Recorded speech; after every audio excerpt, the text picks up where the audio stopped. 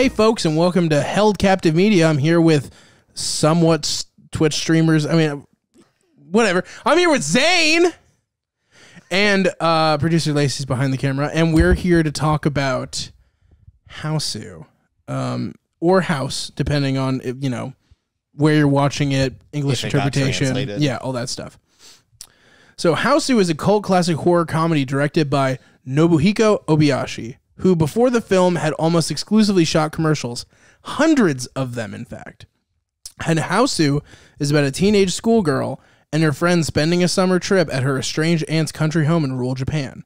But soon the girls start facing odd circumstance, apparitions, illusions, possibly even phantom heads, all shown to us through wildly entertaining yet peculiar editing and special effects. What will this group of teenagers do once they realize this old country home might be haunted? Let's find out and dive into the second scariest cat demon movie, Hausu. What is your first scary? Oh, Mike Myers' The Cat in the Hat live action film.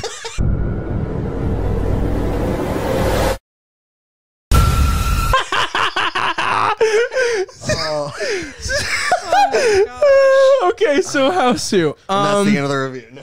Yeah, that would be a really good. Yeah. Well, you know, it just like, nope, we'll have to try again another time. How do we even talk about this without like spoilers? Like, how do we even? Yeah, so I'm gonna talk about some of its production stuff, just because maybe that will get people interested to watch it. And we'll give our numbers, and then we'll get into all things movie. Oh, you should tell them how you introduced the movie to me. And just by me just showing it to you? No, what you said before we watched it. Oh, yeah. I was going to get into that. Okay. Cool. So yeah, I know exactly what you're talking about. Okay. So back in the 70s, this really, I don't know, it's kind of an indie movie. Maybe you haven't heard of it. It's called Jaws. It came out and it was a gigantic success. And it even got over to overseas. People were like wanting to franchise and do the blockbuster film. It was like the first significant blockbuster movie. And this little studio named Studio Toho came up with the idea of like, let's make our own Jaws. So previously mentioned Obayashi, he was a commercial director and he knew the studio and he wrote up Hausu essentially with some other writing partners as well. And they liked the idea of the script, although obviously its implementation would change upon directing. And they really didn't actually want him to personally direct it. It sat in development hell for 2 years, waiting for a director to come along until he basically begged them, like, listen, you want to make the movie? The budget's here. The wants for it's here. Let me direct it. I've directed hundreds of commercials. And then we got this movie. Now, Zane, have you seen Jaws? Yeah.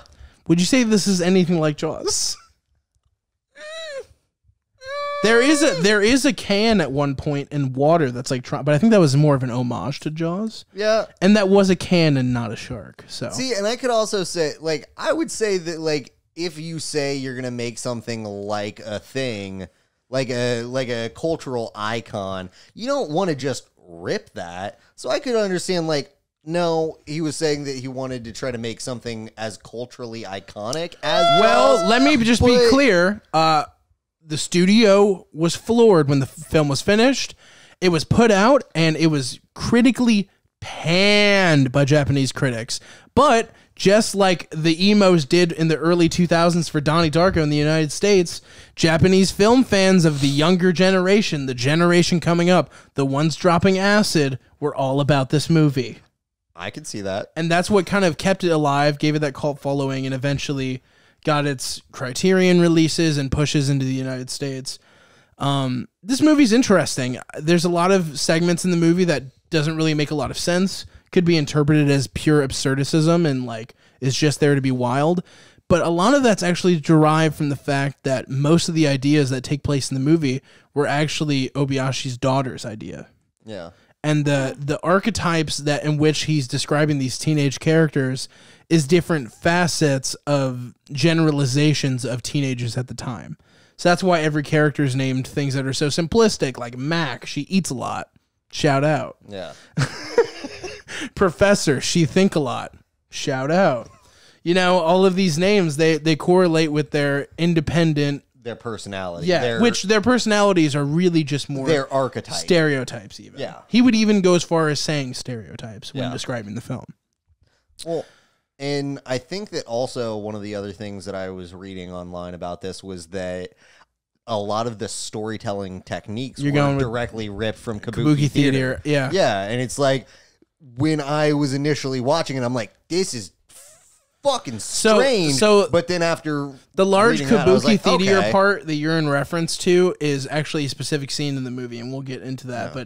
But that more one scene is what is in reference to the Kabuki Theater aspect, whereas the rest of it, what's crazy is this is definitely a horror comedy, but he doesn't like to describe it that way. Yeah. I'm gonna chop that up to like pretentious articism because this is a horror comedy. Like absolutely, and it's not Jaws. And it's not Just Jaws. To make it clear, it's not Jaws. It is definitely not Jaws. It is not Jaws. What it's like? Hot take? I can't even. They did need a bigger boat. I liked it better than Jaws. Yeah. What? Better than Jaws? What? Yeah. No, dude, I same. love I feel the same, but that's such a hot take to come out with. Like it's really feels like you're more just hating on Jaws. I mean, I'm not hating on He Jaws. hates on any classic things. Okay, E.T., so the child acting Jaws, in E.T. is just bad. They're just classic goodins. All right, so one other thing I want to get into about the movie before we get into spoilers, and you guys can give your score reviews, is I feel like I can highlight this because it has to do with the overall idea of the movie and less about the specific plot details. So this movie is also a take on the war. It's a take on the generational divide that the war caused and the misunderstandings between them. And the haunted house that they enter is essentially akin and a metaphor for the war. And the cat, Blanche, is also a metaphor for the atom bomb. That all sounds really crazy when I say it like that.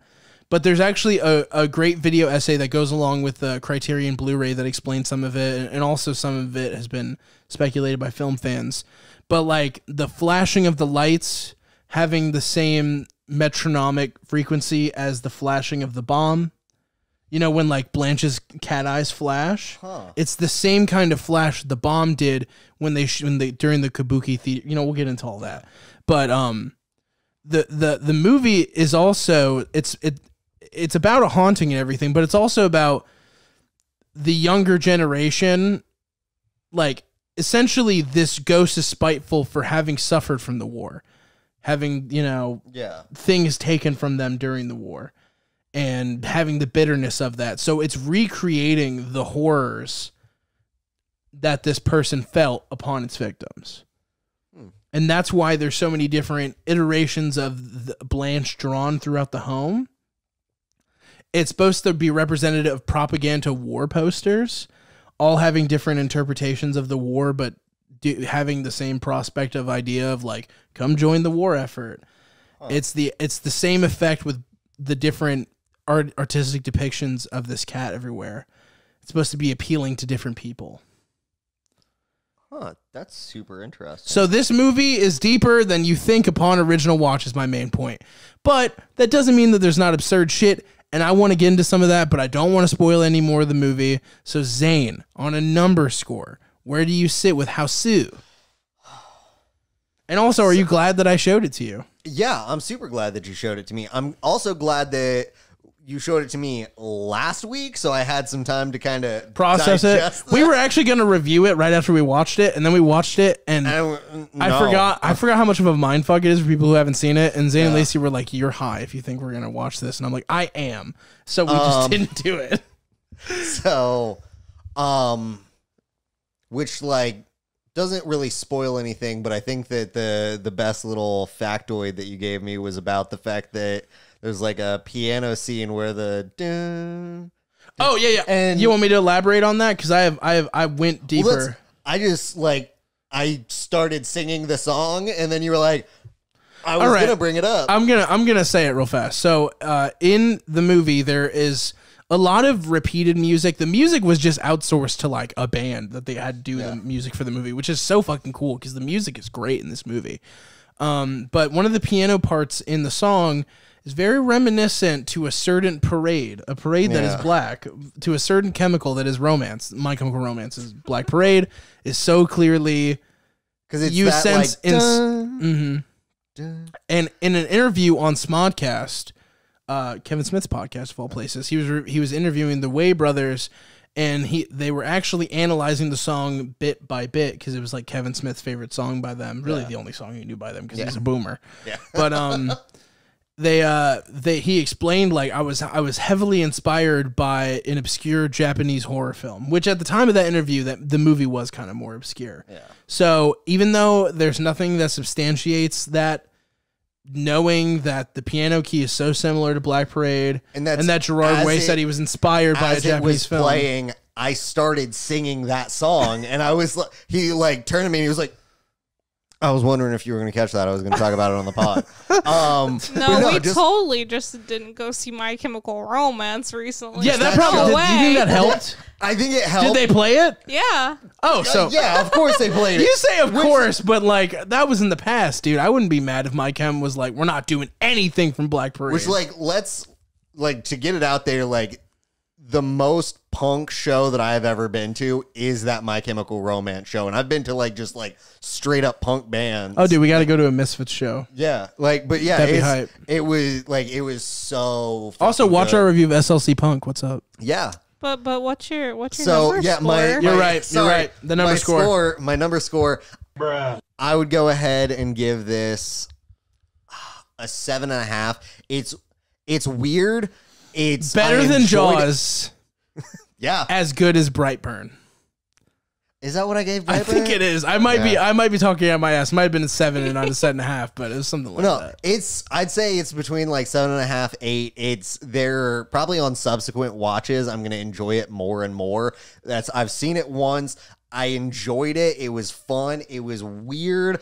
There's still a bunch of stuff that I'm on, even a week later, I'm kind of looking back on it, processing, because it's just there's also a lot of stuff there that I think is deeply into Japanese folklore and Japanese traditions that didn't quite come across for me, that I didn't quite understand.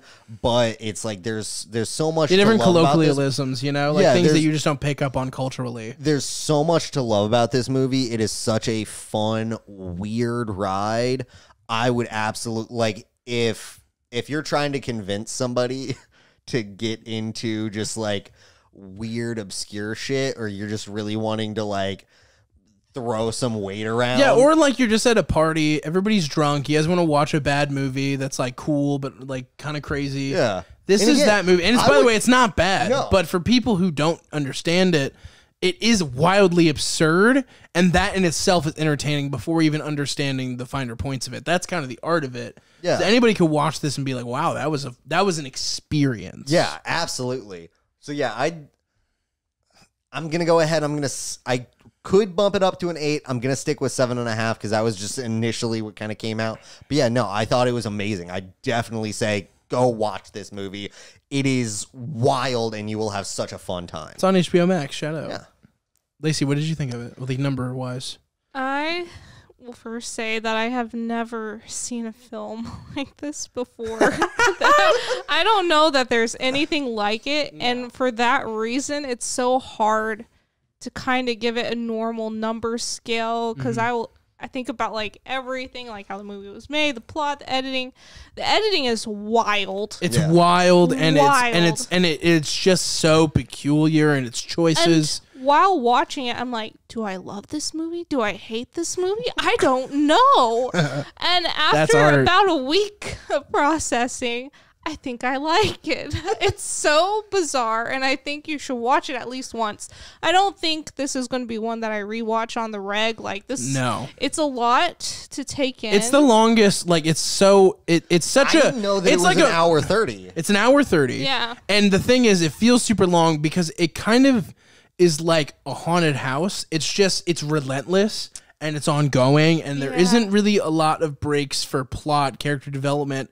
It's more of an overall experience, I feel. But Rating wise, I think I'm going to settle at a 6.5.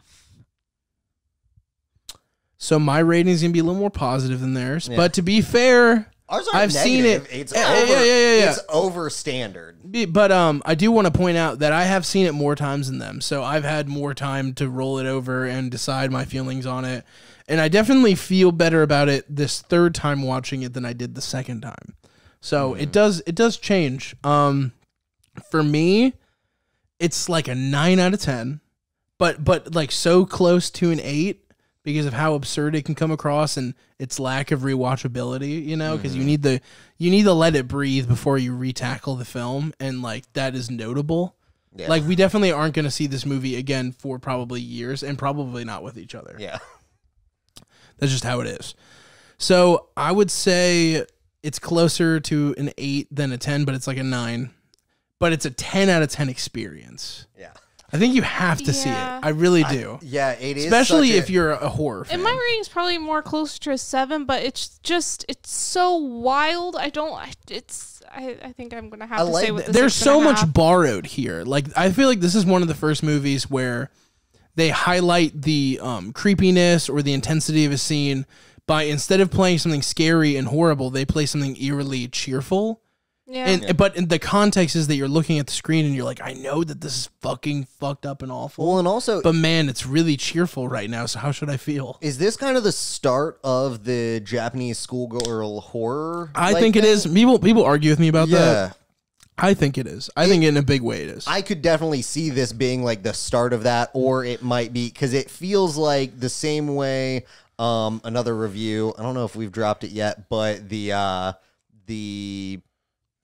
Texas Chainsaw Massacre, where it's like it's one of those things that it kind of sets a lot of standards for things to come after it. Even if it's not the first, it's one of those things that like I've seen other movies, like other Japanese horror movies that borrow a lot from things that I was seeing in this, and I know that those other movies came after this, and it is something that it's like it is, and I think that it was great us all watching it together. Because I agree with you, a 10 out of 10 watching experience. Yeah. It was so just buck wild, and to have a group of friends to just it's definitely like a good movie to throw on while you have like people over, friends over, hanging out. It's a party movie. I feel like you guys would have had a substantially worse time if it was like the other movies we watched. And I'm like, okay, I'm going to tell you what the movie is, and like you guys go watch it, and we'll see you Monday. I would have been like, what is...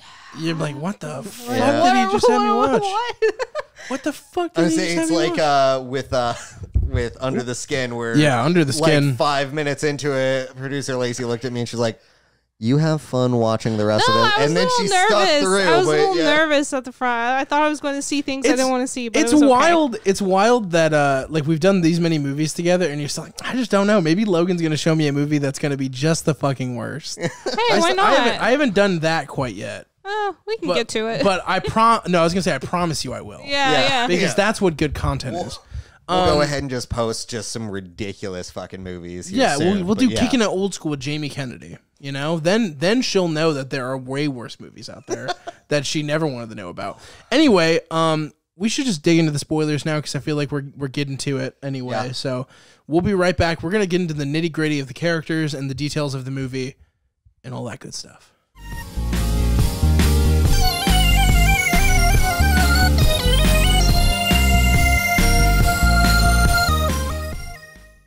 And we're back with Hausu, spoilers, or House, whatever. I know. I should just say it the honky way. I don't know why I keep pronouncing it correctly. I should just call it what it is. Directed by Obiyashu. If you're just like, hey, we're reviewing House, I'm like, MD? Yeah, House. Oh, man. That would have been much different experience watching House MD versus Hausu. I'd say very different. Yeah. Very different. Yeah. Little bit of a different audience for those two. Both are probably better in Minecraft. Anyway, so Hausu. All right, I want to talk about the obvious things with the movie, and I just want to know some of your guys' favorite effects. You know, we can get into more stuff later, but I feel like the best part about this movie is the editing and effects, and it's also the worst part. So, what is some stuff that what is something that you liked, and what's something also that maybe you fucking did not like something you were like, no, bruh. When my boy turned into bananas. You did or didn't like that? Yes. it's something that fucking happened. You know, that whole character, I can't remember his name right now. I don't know why it happened. It did. That whole character kind of sucks for me. Yeah. But I think it was important for a through plot of like for us, So we never imagined that they can get out. Like that never crossed our minds as viewers. But we have a different sensibility, being that we live in 2022 and horror is this natural thing. Whereas I think maybe in the 70s, not to mention the sensibilities of a different country, they thought the man was going to save them. They needed it, not even necessarily that it's a man that's going to save them, because I feel like this movie, the teacher was going to, the adult was going to come in and save them. Some sort of rescue is coming, which is also problematic. Yeah, because they were like the hot teacher, and I'm like, how old are they supposed to be? And then also like they're in randomly, high school, right? I don't think he's a teacher. I don't know why he's a teacher. Yeah. Well, I think that okay, you might be right, but I think he's like, I don't think he's hot boy teacher coming to take them on is it that trip. Yeah, you're probably right. Yeah, but on a field trip. But I think what's up. more annoying about the character is that he doesn't really need to serve any of those purposes. He's literally just to cut away from what's going on. Yeah. And then to try to insert some comedy. Some like a little bit of levity or something. But it's but all the horror is kind of comedic too. But also kind of not. That skeleton. No, there's stuff in this movie I want that skeleton. There's stuff in this movie that's really cute and funny, and there's stuff in this movie that legit freaked me out. Yeah. And it's both. Both are equal. Yeah. So I think that this movie, it accomplished a lot. It definitely felt like, you know, you can tell that he directed a lot of... We're getting ahead. I want to know the effects. Sorry. Okay. So you had... That was your both? Is that both your answers? No. So because if not, we can move on to Lacey, because I'm sure she has great answers. That was the thing that, like, I disliked... That I was like, that was weird. That didn't need to happen. I feel like when the rest of the movie can be, its absurdity can kind of be explained away. The bananas is just like, it's like, this doesn't fit. I have a feeling that was partially his daughter's idea. Yeah. Which she is in the movie, by the way. At the beginning, with that Sesame Street looking scene where they're all sitting around and the guy's walking down the steps, the little girl, that's the director's daughter. Huh. And she's the one who came up with most of the concepts for the movie. That's neat. So one of the ones that really fucked me up was the which girl was it that like turned into the doll? Oof. Well, I don't even remember all the girls' names right now. So there's Gorgeous, Kung Fu, Professor, Sweet, Fantasy. I think it was Mac. That's all 7 right there, isn't it? You're holding up 6 fingers. Oh, wait. Sorry. So wait, then there's one missing. Then. Okay, so Gorgeous, Sweet, Fantasy, Mac, Professor, Kung Fu, and the one that died. I feel like we said them all, but we're just not collecting our brains here. But yeah, no, Professor. The was one there that Destiny? No. I feel like you're. I think that's Sweet. I think. Yeah, but I could be wrong. But no, when she's going through, there's like that whole doll scene. I think it was that Sweet interaction was super fucking Melody was the one we were forgetting. Melody, the piano player. How could we forget? How could we forget Melody? That's the easiest one. I know. Oh, dude, her fingies. Yeah. And they started dancing. I actually, I like that part. Me too. I really like that part. Yeah, that's one of those ones that I did enjoy. That one. The effects on the doll scene, though, that's one of the ones that actually was freaking me out. I'm like, this is super uncomfortable. I don't love this. This is.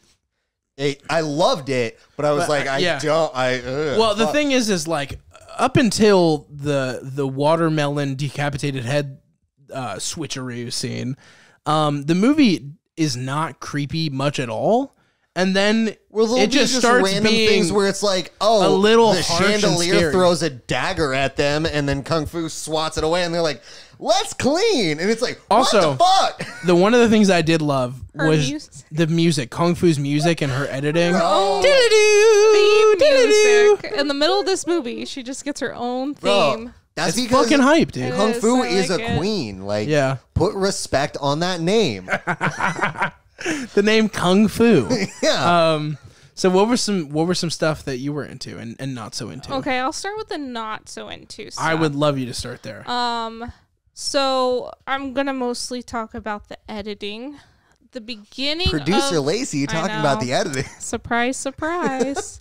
The beginning of the movie, where like her face is in this circle ellipse thing. Mm-hmm. You know what I'm talking about? Yeah. I hated that. I hated it. I'm like, this is so wild. It makes sense that he did commercials before. Did you like it better when they showed up in the countryside and it did all the girls, or did you not like that moment either? I didn't care for that thing. The Gilligan's Island moment? I couldn't. That's what it was. I was like, as soon as he said Gilligan's Island, I'm that like, okay, in the it beginning clicked. of the movie, when especially like before they left and she's talking to her soon to be new mom person. Yeah. The set is so like cheesy high school theater, like the backdrop of it. Yeah. That was so. I loved the painted. Did you? I loved the matte painting backgrounds. I was like, and let me explain why. what But is happening? I get it. To be fair, the first like 20 minutes of this movie, ironically enough, considering how short it is a little meandering in my opinion. Yeah. It sort of just kind of dances around until the movie actually that first starts. part was 20 minutes long. I don't know if it was exactly. I think it was like a little under 20 minutes, but yeah. Dude, I think that's where like 80% of the runtime ended up being spent because it felt so long. Yeah, but at the same time, they did have to establish some kind of characters. But I'll say this about the matte painting backgrounds. I love the vintage feel of it. I love that they really didn't have the budget. Like, they had a budget to accomplish a lot, but not to make like these beautiful yet scary ass landscapes. And the matte paintings, they were just really charming for me because the movie never feels like it's trying to be like real. It never feels like it's going for a realism. It feels like it's almost going for like a toxic, fantastical vibe to the point where it's almost too fantastical and too over the top at times. But when little things like that are going on, I'm like, I'm glad it wasn't just a background. I'm glad it was something kind of goofier. See, So I I feel differently about that, but I get why you look at that and you're like, that looks like shit. It does prep you for the kind of movie the rest of the movie to come. And I will say, by the later half, with all the crazy editing, the different colors on the screen, My aunt's all in the of that fridge. later was I enjoyed. I guess I kind of was like, all right, this is something I've never seen before, and I'm here to buckle in, and we'll just go on this adventure. Like the piano scene, one of my favorites in the whole film. I think on that note, I agree with the both of you. Because at the beginning, it's very jarring when you first see it. Yeah. But then it also sets up exactly the tone for the movie you're about to watch. Yeah, and I agree that the beginning of the movie is the weakest. That, and I'm like, I know a lot of people love the music video moment at the end where the fucking ant is just, it's literally a whole, it's like that Kanye video with Kim on the front of the bike for like the last 3 minutes of the movie. Yeah. I acknowledge that is a product of its time, though. But fuck, that scene is boring. And it's crazy because it's at the end of the wackiest movie you've probably ever seen. Yeah. So I get that the beginning of the movie, it's like a sandwich like that has like really great ingredients in the middle, but they use like the worst wheat stale ass buns for the ends. And that's why it's not like a 10 for me. Because it's kind of weird in the beginning too.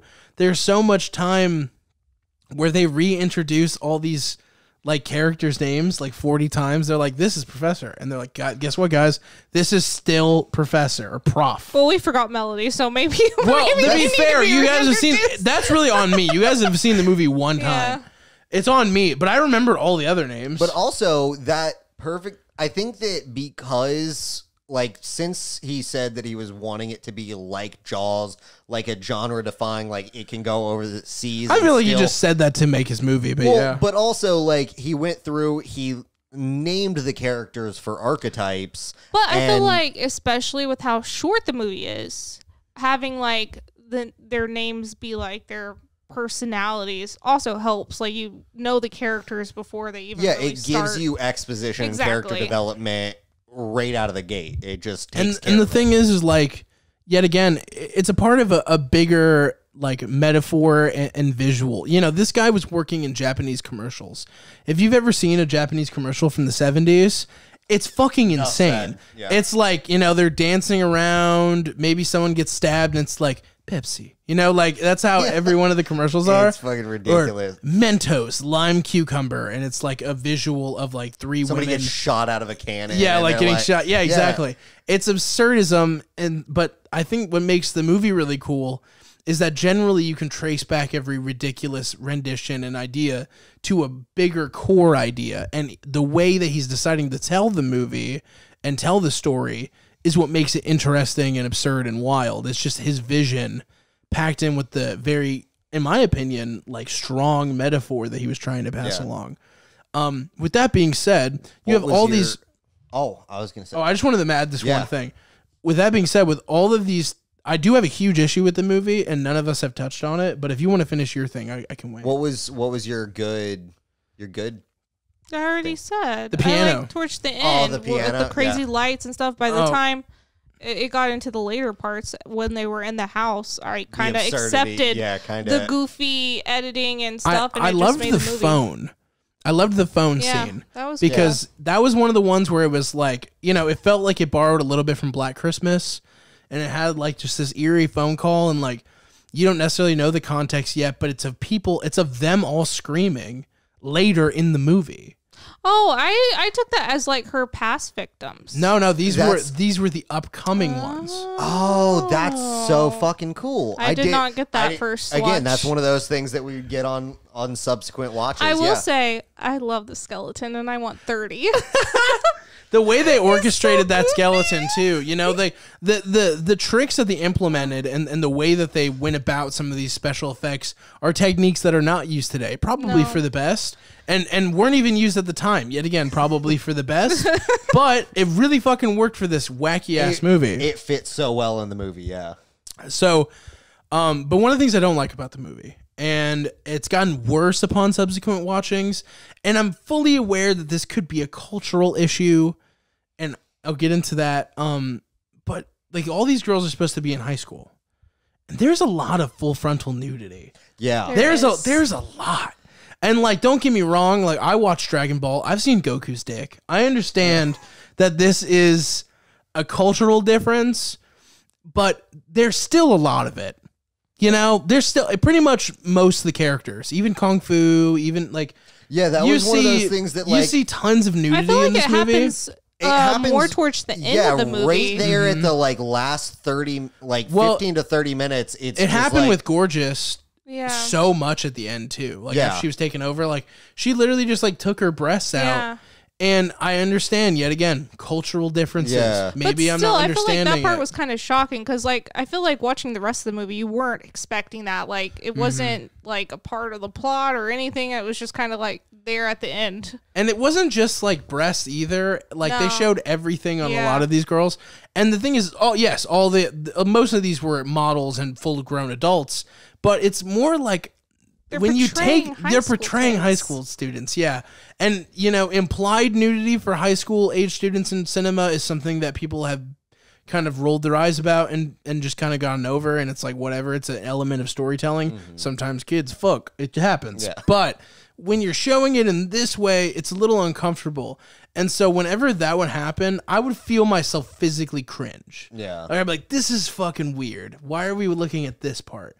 But yet again, maybe it's something I just don't understand. I'm not from Japan. And nudity, obviously, we know in their media is less serious than even violence. So I felt like they were just trying to be like artsy with it. That's how it kind of felt. And whether it reads that way, I'm not really sure, but that's kind of how I took it. I read it as classic horror trope. You show titties in a horror movie. It's one of those things. But this isn't a classic horror film. Yeah, it's not. Especially a 70s horror film. And like that's something that I feel like happened. And it wasn't portrayed. It's not like they were teenagers having sex. I mean, these were essentially I don't want to say disembodied. They were lacking of soul, like cadavers, because it was always in the situation when they were being haunted or dying. You know, so it's weird to show nudity in that context. Well, especially the body part scene where it's like just like all the floating body parts, and you just have like the whole everything is there, and you're just like, this doesn't feel like the whole rest of the movie. This is strange. But that was one of those things where I was like, but I fully acknowledge that maybe I'm stupid and I don't get Cultural Japanese difference, cinema. Yeah. So I'm not willing to dock it really for that. But it's something to be aware of when going into the movie. Like Yeah. there is a lot of weird full frontal nudity from supposed teenage characters. especially for how like weird and obscure a lot of the other stuff was. Like it was very much just like, oh, ethereal and funny and weird and kind of scary. But then it's just like, There's hey, stuff that's really scary. yeah, There's some shit in this that's really scary. I stand by that. Like, I don't like the ant. She makes me upset. I don't like looking at her. I don't like when she does stuff. I don't like when she jumps in the fridge. I don't like when she opens her mouth and there's an eyeball in there. All that shit is so fucking upsetting and haunting. And then the sound design behind it is like quirky at times. Like the Foley work is quirky. And then the quirkiness makes it creepier. yeah. Because you're like, oh, why does it sound so fun? They're dying, you know? But that's kind of cool. Mm-hmm. I kind of like that. So the movie for me, overall net positive. But yeah, there are some issues with it, especially as time's gone on. Who was your favorite character? If it's not Kung Fu, you're lying. I know! Kung Fu was the shit. Dude, she killed that I cat think that- poster with just her legs. There was nothing left but her legs, and she murdered it. Lacey, did you have a different opinion? I also like Mac. She wasn't even thick, bro. Mac was just... What the heck? Mac just had an iron deficiency, dude. And everybody was hating on her for it. Like, she could not have been 5 more pounds than all the rest of them. Like, what even? No. I liked her. I think maybe that's a part of the joke, you know? I guess. I feel like if he had again, cast a maybe bigger cultural girl, difference. but if he had cast a bigger girl, like an actual bigger girl, which Yeah. they do exist, by the way, there are fat Japanese people. Big shocker, but it's true. I feel like it would have been really mean spirited then. Maybe, Yeah. yeah. So maybe that was the goal, was like make it somebody who's like clearly so like beautiful, and then, but I don't know. It could be that they thought she was a fat stinking pig. I'm not sure. Well, like, and even the ant's like so round. Like, fuck, dude. Like, That's why I think it might be a meme. That's why I think it might Maybe, be a joke. I hope so. But if it's not, it's also from the 70s. So Yeah, I was It gonna is, say it it's is. the 70s. That's why I'm like, they weren't about showing fat people in the 70s. They were like, no, like anybody. they would cart me off if I tried to walk onto a set. Like, get him out of here! What is he doing here? You would play a fat guy in the 70s. I am a fat guy in the 70s. Anyway, that was horrific. Is there anything else you wanted to add about the movie? I mean, I just think that the plot is not something that's easy to articulate and like go through. But also, the plot's not why the movie's amazing. Oh wait, the disembodied head biting the ass. yeah. Oh, yeah. Thoughts on Mac and that scene. Thoughts about the first death. It's wild. That was the moment where like it magnificent. starts being a horror movie, so Yeah. to speak. And yeah, I loved every second of it. Really? You liked it? It was Well, like, so when wild. I she's- loved it. She's pulling up the pumpkin and everything, and like it's such a. and it then is actually a the good little blue bit of screen, tension. the blue screen, like not even green, the blue screen shaking of the head, and And then like she like puts it down. She just vomits everything out of her mouth. Great. 10 out of 10.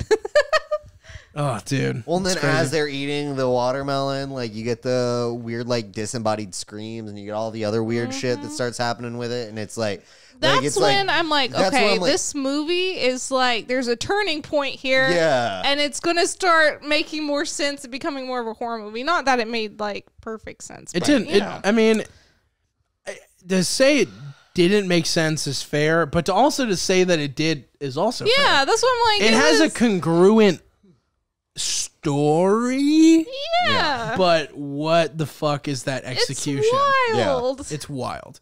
It just is a movie where like I'm so jaded by how like realistic other movies are trying to be, and this movie never intended to be that. And because of its self-awareness and its like its expression and just like the choices it made, bad and good, I'm like all in. Like when her face was falling apart and then she was just a person of fire, that looked terrible. But I would be lying to you if I said I didn't find it charming. yeah. I loved that. Like, there's so many things in this movie that it's just like it's. And Blanche is iconic. Yeah. I was thinking, Yeah. do you guys think I should get a Hausu tattue? Do I it. should do it. That's a Yeah. choice. Why? Why not? I'm a It's a film. choice. I'm a film reviewer. You are. Yeah. I like Hausu. Knowing you for as It's- long it's as a I cra- have, like, it is exactly something I would expect for you. Yeah. Just get Blanche. Yeah. Or With just the that. glowing eyes. Or It has just to have the glowing eyes. big orange movie poster with like the cat like rawr, just Yeah. get that on my arm. I don't know, but the movie is considered a valuable work of art. It is in the Criterion Collection. I mean, this movie, you don't need to hear from us that it's good or bad. People that are smarter and better educated than us have viewed it as a complete work of art. So shout out to Hausu. Is there anything else you guys wanted to add about the movie? I would say, like, it's one you just have to give a watch.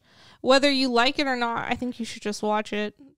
And like check out, like, if you're feeling like, I don't know if I like the vibe of this, there, like, you can watch some clips on YouTube, and I truly don't believe that you'll be able to figure out what the movie's about by just watching a clip. No.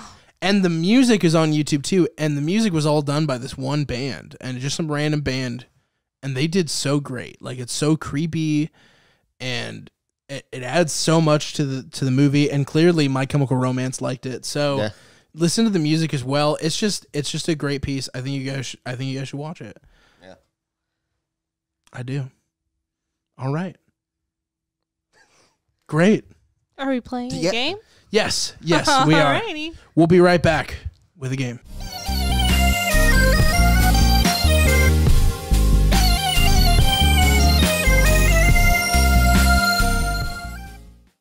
Whose house? Say what? Our house. Say what? What would you do, Zane? This is the game. This is the game. You're given Hausu. I'm just giving it. You're given the property. So just giving the IP. Yes. What do you make with it? Right? That's the question. Homemaking, house giving, like Mr. Beast. Make a house. Ooh. Mm-hmm. How does one go about making a house? Ooh. So, Lacey, how would you, if you're given the IP, you can make anything you want out of this IP. What's something that you make with the original IP of Hausu? Okay. There's two things that I could possibly want. Mm-hmm. The first thing is that I would like to see the original remade without the goofy editing and be actual really super horrific. Like, all the goofiness, take that away and actually make it horrific. Give it to like an insane editor to make something insane. That's something that could possibly be commissioned, I'm sure. Yeah. I would love that. That could be I think cool. it would be so terrifying. Like, it's such a goofy light that the original puts on it that you don't think about how terrifying like everything that's How happening messed actually up it really is. Yeah.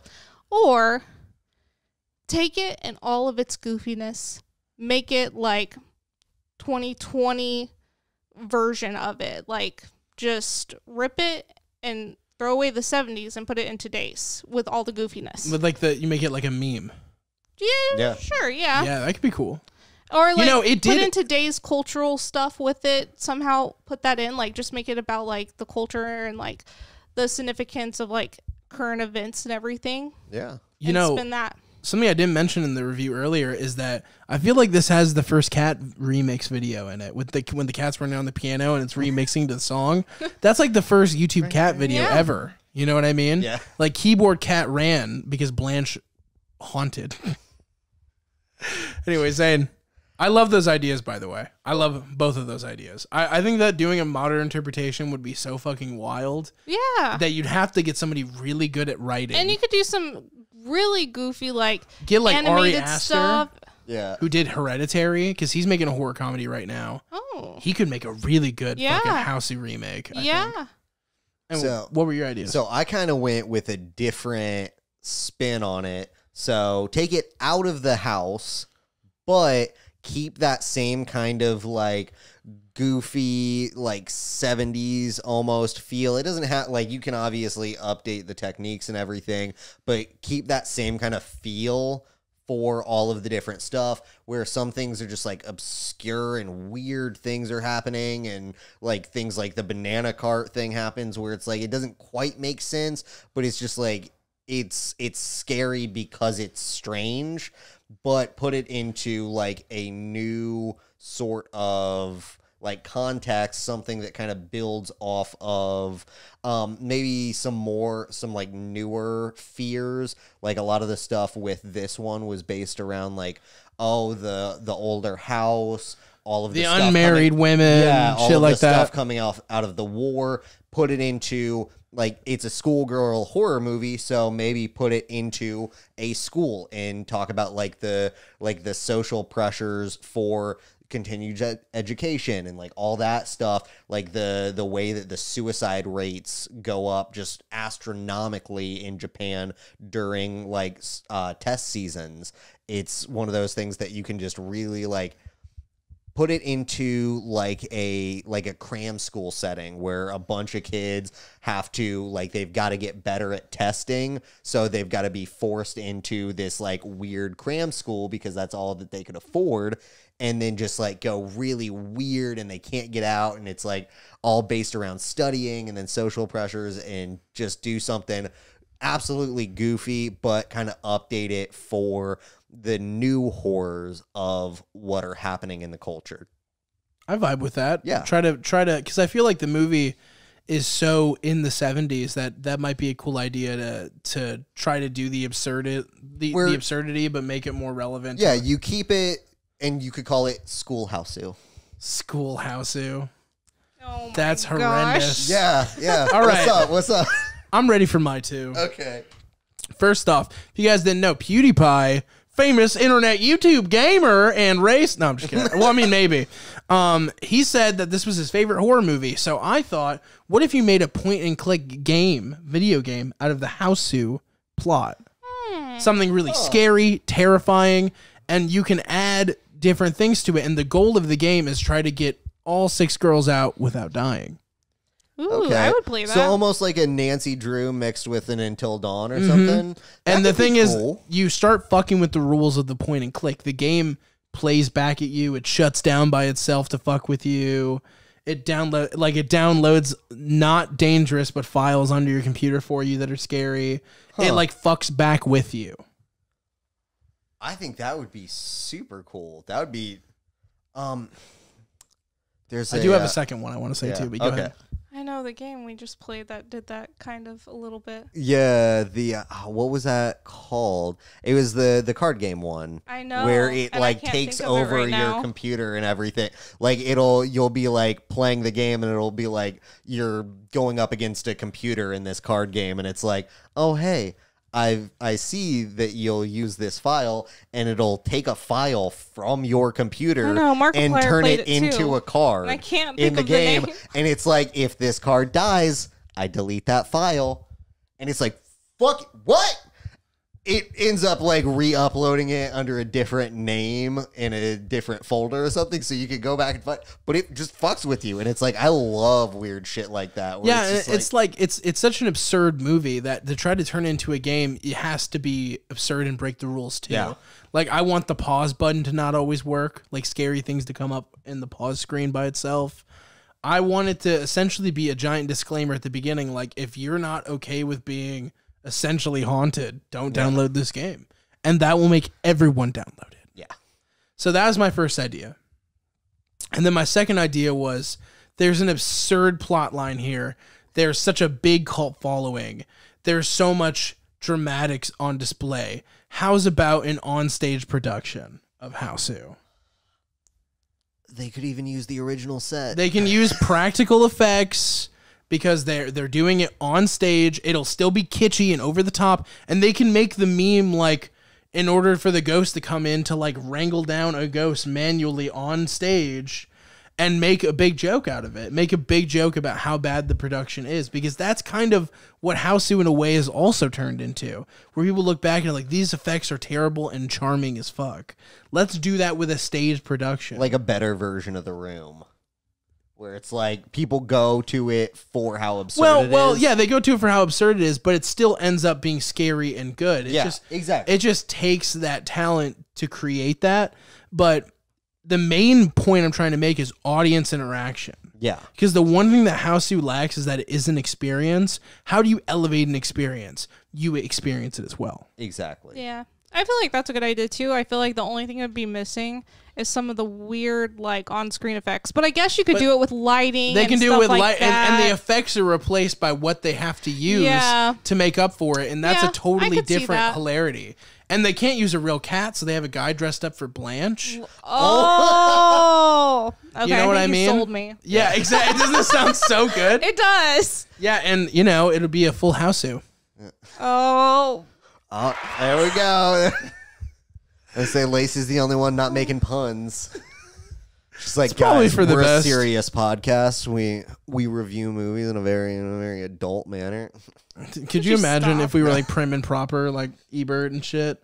We would not last a week. No, we'd end up like those two bitter Sesame Street, the guys in the balcony. Are you talking about? Is that the Muppets? Talking about the peanut section, right? Or is that the Sesame two old Street? guys? I can't remember Sesame Street or old Muppets. guys. Yeah, one just being I'm just angry about things. Which I mean, is Landon told me pretty they're much- anti-Semitic, but I don't know for sure. Anyway, guys, make sure to like, comment, subscribe for the Hausu, baby, right here, our house, Held Captive Media. What's up? Also, Whose house? Our house. Yeah, sure. Anyway, he streams, I guess. Also, you can check out my YouTube channel, youtube.com/Logan Tyler. If you want to listen to my political podcast, I do with political activist / paraplegic Jessica Van Hook. Shout out. And we roll on. Peace out, guys. Much love. Bye.